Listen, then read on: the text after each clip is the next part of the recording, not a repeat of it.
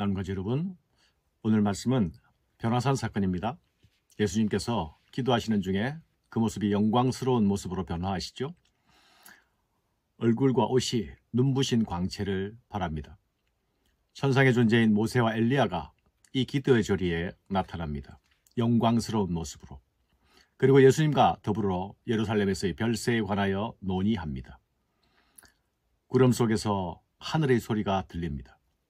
이는 나의 아들 곧 택함을 받은 자니 너희는 그의 말을 들으라. 변화산 사건은 예수님께서 기도하실 때에 일어난 일이죠. 예수님은 그분의 사역 내내 언제나 하나님 아버지께 기도하셨습니다. 일상 중에 기도하셨고 제자를 선택할 때도 기도하셨고 특별히 예수님의 사역의 중요한 지점마다 특별히 기도하셨습니다. 공생애를 시작하면서 기도하셨고 공생애를 마치는 날 기도하셨고 십자가로 전환하는 시점에 오늘 이 변화산에서 또한 기도하십니다. 변화산 기도는 예수님의 사역이 본격적으로 십자가의 길로 전환되는 시점에서 이루어지는 기도입니다. 지금까지 사역이 예수님이 자신이 누구신가를 나타내신 사역이라면, 하나님 나라를 드러내는 사역이라면 그 사역의 첫 열매는 베드로의 신앙 고백을 통해서 나타났습니다. 사람의 입으로부터 예수님이 바로 하나님이 보내신 그리스도라는 고백을 얻어내신 것이죠. 예수님은 이 시점부터 자신이 고난을 받으실 것과 십자가에 죽으실 것을 본격적으로 말씀하시지 않습니까? 또한 이 시점부터 예수를 따르는 자들에게 진정한 제자도에 대하여 말씀하셨습니다. 자기를 부인하고 자기 십자가를 지고 나를 따라오라 하셨습니다.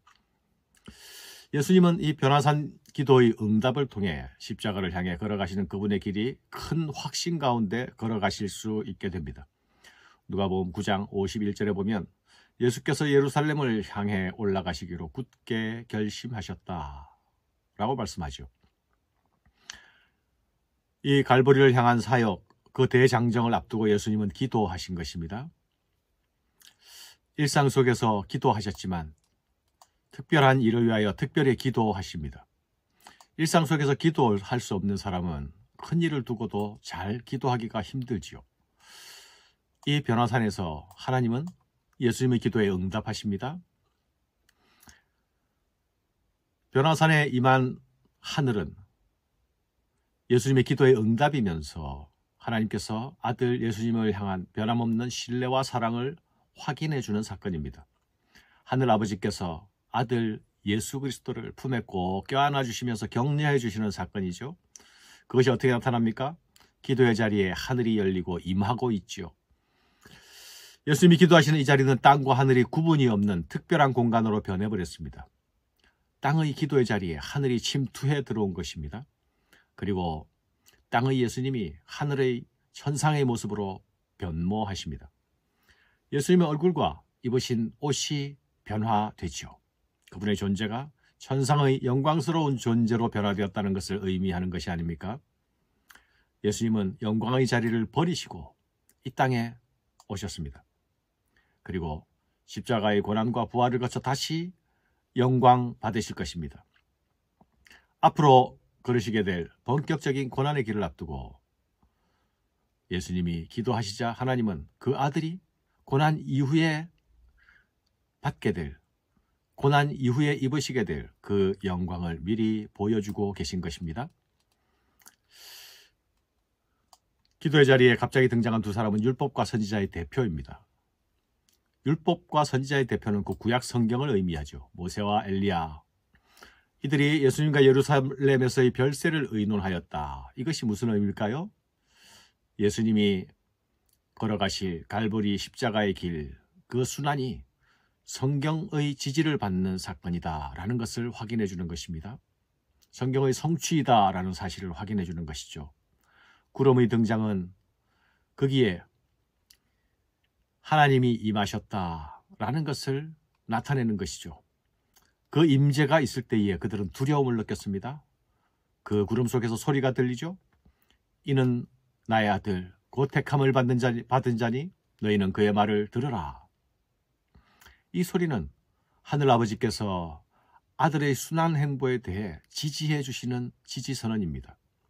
그 길이 옳다 확인해 주시는 것입니다. 예수님이 세례 받으실 때에도 하늘의 지지선언이 있지 않았습니까? 네, 너는 내 사랑하는 아들이라 내가 너를 기뻐하노라 말씀하셨습니다. 회개해야 할 죄인처럼 세례를 받으시는 예수님, 그를 향해 내 사랑하는 아들이라 아버지께서 선언하셨죠. 이제 본격적인 순환의 길을 걷기 위하여 기도하는 자리에서 다시 오셔서 아들임을 확인해 주십니다. 내 아들이다. 내 아들 맞다. 그 길이 내 아들이 가야 하는 길이다 라고 말씀하는 것이죠. 그리고 제자들을 향해서도 말씀하십니다. 너희는 그의 말을 들어라. 사랑하는 여러분, 제자들이 있을 자리는 변화산이 아니죠. 그이가 아무리 좋아도 거기서 초막 찍고 살아서는 안 됩니다. 제자들은 예수를 따라 갈보리로 향해 가야 합니다. 제자들은 예수님의 말씀대로 십자가의 길을 따라 걸어야 합니다. 하늘의 음성은 베드로와 야고보와 요한에게 너희는 그의 말을 들으라 말씀하십니다. 이 말씀은 신명기 18장에 나타나는 말씀이기도 합니다. 모세가 이스라엘에게 한 말이죠. 신명기 8장 15절에 보면 내 하나님 여호와께서 너희 가운데 네 형제 중에서 너를 위하여 나와 같은 선지자 하나를 일으키시니 너희는 그의 말을 들을지니라. 예수님은 모세의 출애굽이 아닌 새로운 출애굽의 지도자가 되실 것입니다. 출애굽이란 그림으로 설명되었던 그 구원 역사를 예수님은 실제로 이제 완성하시게 될 것입니다. 세상은 모두 그분의 말씀을 들어야 합니다.